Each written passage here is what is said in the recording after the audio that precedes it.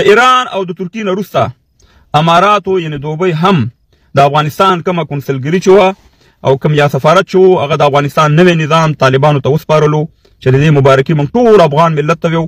دا یو ډېر ښه خبره ده، دا یو ډېر ښه نیوز دی د ټولو افغانانو دپاره.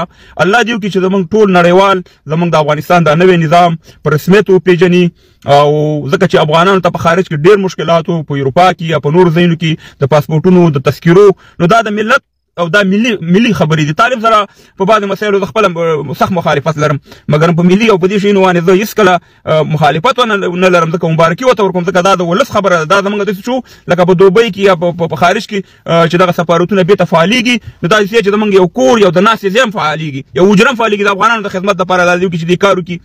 په تیر جمهوریت کې زه پوهېږم چې بعضې اشخاصو دغه سفارتونه دغه کنسلګریان چې وي شخصي ګرځولي وي او دلته یې په میلیونهاو ډالر اخیسته او دلته افغانانو ته خدمت نه کوو. د ټولې نه ښیم، خو زه د اماراتو د کنسلګرۍ سفارت نه شخصا زه ډېر خوشحاله یم. د سعودي د هغې نه زه ډېر زیات خوشحاله یم، ځکه چې ما خپله د افغانانو څه مسایل راغلي ما ټلیفون کړی، والله دومره په انسانیت یې ما ته جواب راکړی، کېدای شي دا زما ویډیو کونسلر صاحب یا د سعودي والا دغه واوري او ما پېژني، ما ورسره تعلق هم دی.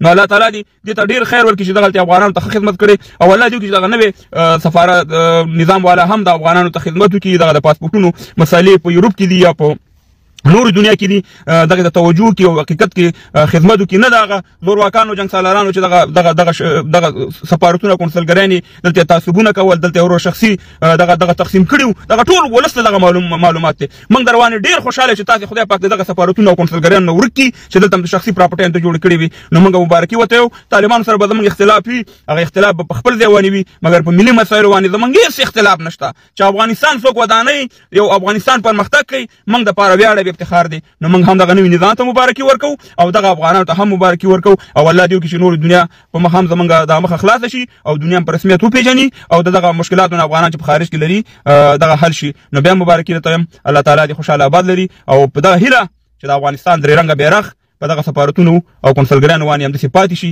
ځکه چې موږ خارج کې چې افغانان په لکاو په میلیونهاو موږ صرف دا درې رنګه ملي بیرغ غواړو.